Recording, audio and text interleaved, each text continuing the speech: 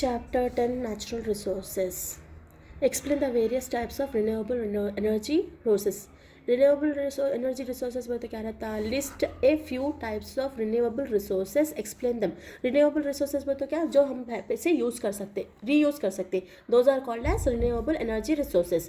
तो क्वेश्चन का दूसरा टाइप क्या आता, list few types of renewable resources. Resources यानी जिससे हमको चीज़ें आती हैं. For example the different types of renewable energy resources are solar power. One is solar power, second is wind power, tidal power and water power. Solar power क्या रहता, it is energy from the sun and is most readily available for non conventional sources of energy. तो solar energy क्या है, हमको free of cost मिल रही, natural resource है ये, natural resource है. सोलर पावर क्या रहता, it is energy from sun, हमको सन से मिल रही. सोलर एनर्जी क्या, पैनल्स बनाते हैं, सोलर इलेक्ट्रिक पैनल्स बना के सोलर एनर्जी कन्वर्ट करते हैं इलेक्ट्रिसिटी में, वैसा. तो ये क्या आती है, नॉन रिन्यूएबल रिसोर्सेज में आती. Next one wind power. Wind power तो विंड मिल्स रहते, मालूम ना, बड़े बड़े रहते wind mills. For example, wind power or wind energy is to use wind to generate electricity. बड़े बड़े wind mills रहते, देखिए बड़े बड़े फैनों के जैसा, बहुत बड़े बड़े ह्यूज क्वांटिटीज रहते. For example they generate electricity, उन लोगों का काम क्या रहता, they generate electricity by using wind as a power. तो विंड पावर कैसा यूज करके क्या करते हैं, इसमें विंड इलेक्ट्रिसिटी प्रोड्यूस करते हैं. That is the kinetic energy produced by air in motion. तो काइनेटिक एनर्जी मानो ना, विंड इन मोशन. तो मोशन की वजह से क्या होता है, विंड एनर्जी जनरेट होती है. That is it will generate electricity. बड़े बड़े विंड मिल्स रहते हैं, देखिए ना वहाँ पे वो. Next one tidal power. Tidal power तो टाइड्स आते हैं, मालूम ना, टाइडल पावर टाइड्स. तो for example the huge amount of water, पानी में बड़े बड़े लहरें आते हैं, those are called as tides. So they are using the tides, the huge amount of water brought by the surge of ocean water during the rise and fall of tides can be can be generate electricity. तो क्या होता, जो बड़े बड़े tidal powers आते हैं उससे भी क्या करते, एनर्जी प्रोड्यूस करते. Ocean water during the rise and fall of tides can be use for generate electricity. तो हमको बड़े बड़े डैम्स के पास एनर्जी प्रोड्यूस होती है, तो विंड से, तो इलेक्ट्रिकल टर्बाइंस बोलते. नीचे डैम में नीचे क्या रहते हैं, बड़े बड़े टर्बाइंस रहते हैं, उससे क्या होता है, पानी का फ्लो की वजह से क्या होता है, टाइडल पावर से क्या होता है, एनर्जी जनरेट होती. कौन सी एनर्जी जनरेट हो रही है यहाँ पे, इलेक्ट्रिसिटी जनरेट हो रही. Okay. Next one is water power. Water power, the hydro electric power is generated from the falling water. A dam, as I told you in the before. यहाँ पे बोली टाइडल पावर. टाइडल पावर कैसे होते हैं, लहरों की वजह से होते हैं. Different types of rise and fall of tides, लहरें जैसे आते रहते जाते रहते, उससे भी क्या करते हैं, इलेक्ट्रिसिटी जनरेट होती, पावर जनरेट होती. यहाँ पे next one they have given water power. Water power बोलते बड़े बड़े डैम्स रहते, श्रीशैलम डैम, वहाँ पे बड़े बड़े डैम्स रहते, तो वो ना क्या करते हैं, hydro electric power. That is called as hydro electric power. What it is called as, it is called as, see here क्या है, तो यहाँ पे हाइड्रो इलेक्ट्रिक पावर बोलते इसको. तो वाटर से पावर जनरेट कर, is generated from the falling water, is generated from the falling water. A dam is built in a valley to trap water.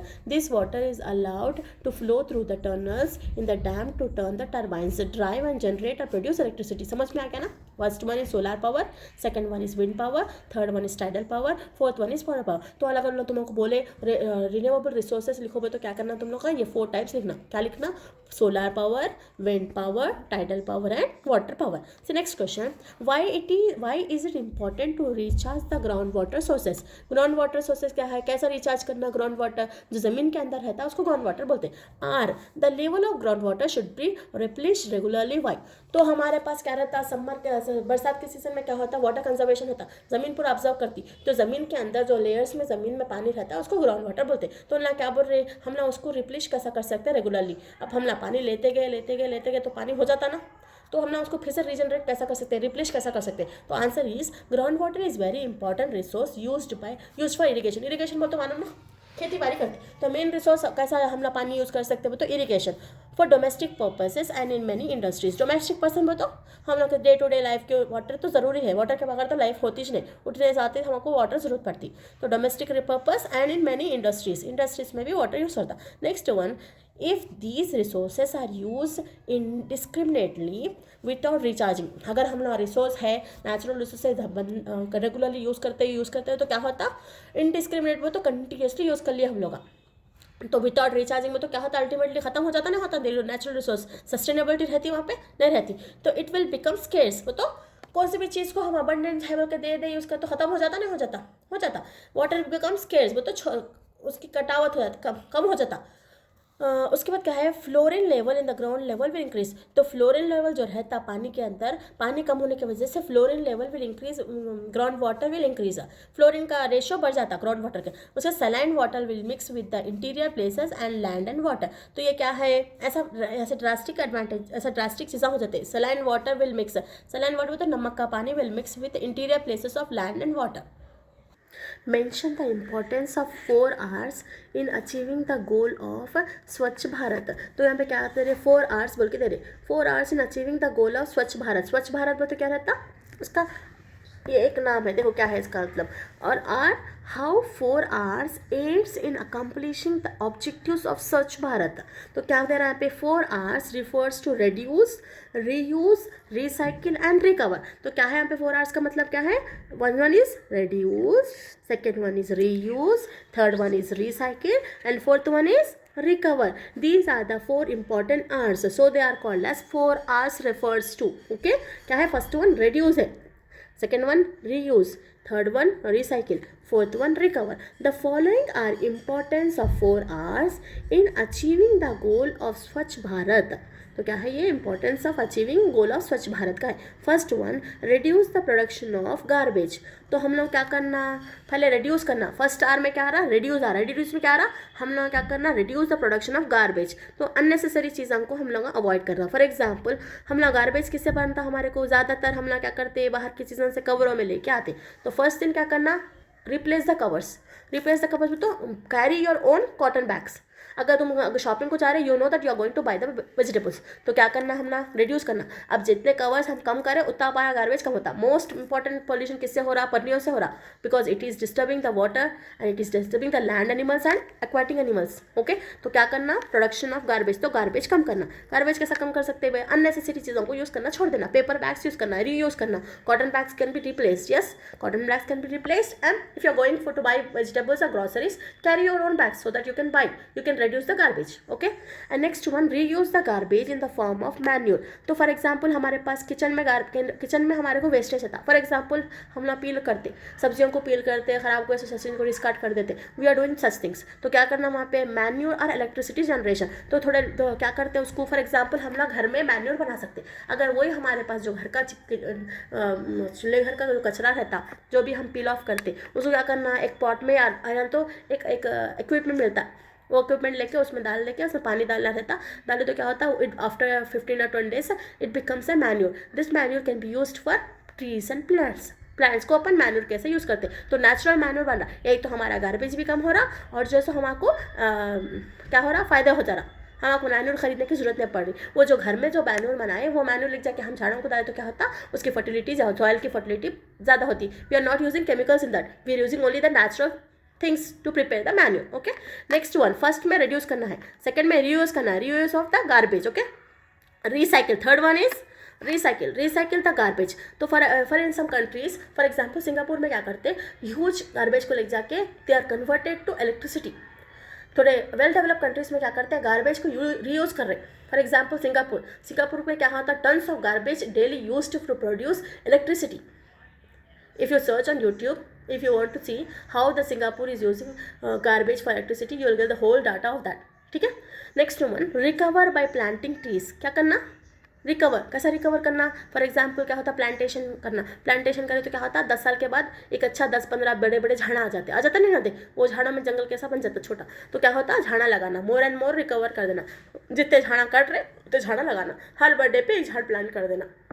अब क्लास में 20 मेंबर्स है, पूरे ईयर में 20 मेंबर्स का बर्थडे आता, तो 20 झाड़ा एक साल में लगते ना लगते, वैसा कर देना। दैट कम्स अंडर स्वच्छ Bharat. Understood? Write any 4 conservation measures to be followed in day life to avoid the depletion of fossil fuels. Okay, this is conservation. Conservation यानी कोई चीज़ को बचाना। 4 कंजर्वेशन मेथड्स, 4 कंजर्वेशन पूछ रहे हैं। What they are asking here, right any 4 conservation measures to be followed in daily life to avoid the depletion of fossil fuels. Okay, first one, what is fossil fuels? Fossil fuels are non-renewable resources formed from ancient plants and animals. Previously, in the previous answer, I had told you about renewable resources. Solar के 4 members बोली, tidal power, wind power, hydro, water power and solar power. यहाँ पे क्या दे रहा? Non-renewable resources. Fossil fuels बोल तो non-renewable यानी जिसको हम वापस नहीं ला सकते. Non-renewable resources है. तो उसमें क्या आते हैं? Ancient plants. Non-renewable resources में क्या आते हैं? Ancient plants and animals. Measure to conserve fossil fuels. तो हम क्या चीज़ क्या प्रिकॉशन कैसा हम उसको कंजर्व कर सकते हैं, बचा सकते हैं. First one is use of public transport and prefer bicycle if possible. तो क्या करना? Public transport and prefer bicycle if possible. Use of public transport उसके बाद बाइसिकल इज पॉसिबल. तो ये बॉयज़ कर सकते हैं.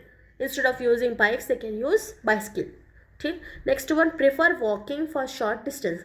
अब खाली थोड़ी दूर पे दुकान है, उसके वास्ते तुम गाड़ी निकाले तो क्या होता? फ्यूल्स खत्म हो जाते.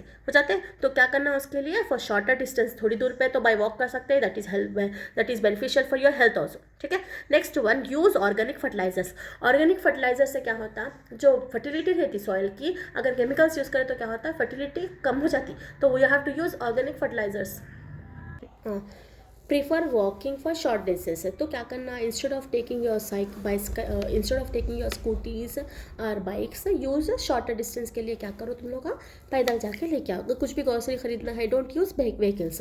Next one, use organic fertilizers. Organic fertilizer for agriculture. जो मैं तुमको प्रीवियसली बोली थी, ऑर्गेनिक फर्टिलाइजर्स कैसा बनते हैं? जो हमारे पास किचन में जो वेस्ट रहता, पील्स रहते वेजिटेबल्स के, that is called as organic fertilizers. जो ऑर्गेनिकली जो केमिकल्स नहीं यूज़ करते. For agriculture and avoid chemical fertilizers. Chemical fertilizer तो जो केमिकल्स से बनाते हैं वो फर्टिलाइजर्स अवॉइड करना.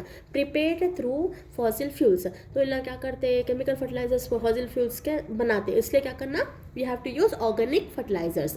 Next one, conserve electricity by turning off lights. तो घर में है हम लोग, खाली घर में अकेले हैं, हमारे पूरे रूमों में लाइटा डाल के रखे, एसी डाल के रखे, फैन डाल के रखे, टीवी ऑन करके. Even though you are not using it, you are using the electricity. अगर हम टीवी भी नहीं देख रहे तो क्या कर देना? स्विच ऑफ करना. So that we are able to conserve, we are able to save some of the amount of energy. Light current की एनर्जी थोड़ी, इलेक्ट्रिसिटी की बिल कम कर सकते हैं. Electricity bill not, we can reduce the electricity by turning off lights, fans, electronic items etcetera when not in use. Keep the vehicles serviced. तो क्या होता है? अगर व्हीकल को ना रेगुलरली सर्विस नहीं करें तो क्या होता? एयर पोल्यूशन होने के चांसेस रहते. क्या होता? पूरे जो भी हार्मफुल गैसेस रहते हैं वो अवॉइड होते. तो सर्विसिंग क्या होता? गाड़ी सही चलती, एयर पोल्यूशन अवॉइड हो जाता है इससे. Next one, use energy efficient appliances. Energy efficient appliances तो मैनुअली जो काम कर सकते हैं. अगर if you are able to do manually, use manually. Don't use electricity further. छोटी से छोटी चीज़ के लिए डोंट यूज इलेक्ट्रिकल अप्लायंसेस. अगर छोटी सी चीज़ बनाना है, इतना छोटा सा, तो खाली गरम मसाला पीसना है, for that also use using grinder, blender. Don't use that. If you are able to do it manually, अगर मैनुअली कर सकते, do it. Then you are able to save some of the amount of electricity. Next one, produce renewable biofuels to power cars and trucks. तो renewable biofuels जो आ रहे हैं वो use कर सकते हैं कार्स एंड ट्रक्स में. Okay, next one, write few suggestions to conserve natural resources. तो what he is asking हम लोग क्या बोल रहे हैं? थोड़े सजेशंस दो जिससे हम नेचुरल रिसोर्सेज को कंजर्व कर सकते. कंजर्व यानी बचाने को कंजर्व बोलते. वाटर कंजर्वेशन रहता है ना, वैसा. Next one, few suggestions to conserve natural resources are practice rain water harvesting. Rain water harvesting में तो क्या होता है? गांव में क्या करते हैं? अगर पानी फुल पड़ा तो छोटे छोटे ड्रम्स बना के पानी सेव करते. That water is used for their plants and domestic uses. समझ में आता ना? खाली मुँह हाथ धोने तो काम आता ना, कपड़े धोने तो काम आता ना पानी. That is called as practice rain water harvesting. Harvesting बोल के वो क्या करते? गाँव में बड़े बड़े वो बनाते, हाउसेस बना के वाटर सेव करते. That water can be use for planting also. झाड़ों को डालने भी आता और हमारे इरिगेशन को भी डालने आता.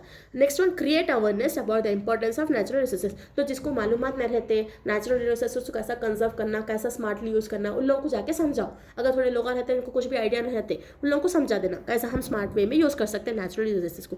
प्लांटिंग ए ट्रीज. जैसा बोली मैं, हर बर्थडे पे एक प्लांट करोगे. 20 मेंबर्स क्लास में है तो एक साल में 20 झाड़ा तो लगा सकते. सो एक को जिसका बर्थडे हो उन्होंने एक झाड़ लगा दो, कहीं पे भी जाकर लगा दो, पार्क में, in your house, anyway when you get the place, proper place मिलती, then way we can plant a tree. हम लोग के नेटिव प्लेसेस में कर सकते. Everybody if you are planting 20 plants तो लग जाते ना at least. Next one, using of water judiciously. encouraging farmers to use proper irrigation mechanism. तो हम लोग उन लोग को encourage करना, प्रॉपर इरीगेशन प्रोसेस यूज़ करो, फर्टिलाइजर्स मत यूज़ करो, केमिकल फर्टिलाइजर्स मत यूज़ करो. yes before I have explained about SAQs, short questions.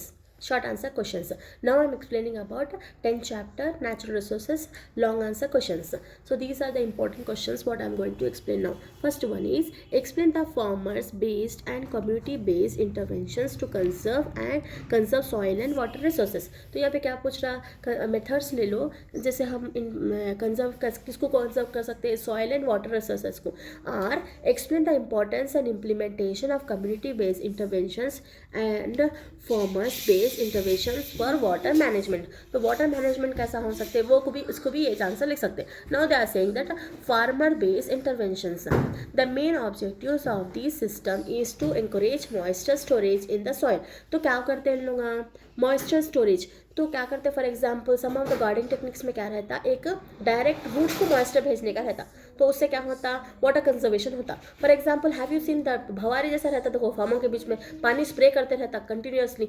उसमें क्या होता, वाटर कंजर्वेशन होता. कम क्वांटिटी में क्या होता, प्रॉपर मॉइस्चर मिलता. We are able to conserve the water here. Okay, that is a technique used by farmers so that the roots are getting the proper moisture. Instead of wasting the much water, they are using sprays. Continuously स्प्रेस होता, जड़ों तक पानी भी पहुंचता, water भी conserve होता. Okay, that is a one technique used. Few techniques were broad bed and furrow system, contour planting etcetera. Okay, furrow system, one is furrow system. तो एक सिस्टम जो यूज़ करते हैं उन लोग furrow system, contour planting system. Okay, ये दो techniques use करते हैं. Next one, such methods are useful to conserve water. तो ये सिस्टम से क्या होता, कंजर्व वाटर होता. तो हम थोड़ा तो अमाउंट का पानी का थोड़ा अमाउंट सेव कर सकते हैं. Water soil, case of applications of fertilization or weeding operations. Next one, weeding operation में तो झाड़ों के बीच में थोड़े जंगली झाड़ा होते हैं, तो दैट आर नॉट यूजफुल. तो removing that plants every intervals में. तो झाड़ों के बीच में क्या होता है, थोड़े दूसरे झाड़ा भी उड़ जाते हैं. तो प्रॉपर टाइम पे क्या करना, वो वीडिंग कर देना. पूरे जो जरूरत नहीं है झाड़ों को उसको निकाल के फेंक देना. तो उससे क्या होता, उन पानी ज़्यादा एक्स्ट्रा ऑब्जर्व नहीं होता, क्योंकि जो मेन प्लांट है वो ज़्यादा ऑब्जर्व करना. जो वेस्ट प्लांट्स है नहीं, दैट आर नॉट यूज्ड, खाली ऐसे उड़ जाते, तो वो निकाल के फेंक देना. That is called as weeding operation. Farmers were encouraged to adopt micro irrigations. They are उन लोगों को कैसे encourage करना, micro irrigation techniques and use water resources jointly. तो माइक्रो इरीगेशन टेक्निक यूज करके क्या करना, माइक्रो इरीगेशन में तो क्या रहता, स्मॉल टेक्निक्स रहते हैं वो. प्लांट्स लाइक लेग्यूमिनेसी बोलो तो लेग्यूमिनेसी प्लांट्स में कौन सा आता है, एग्जाम्पल इलायची, मूंग की फली वालों, ग्राउंडनट्स.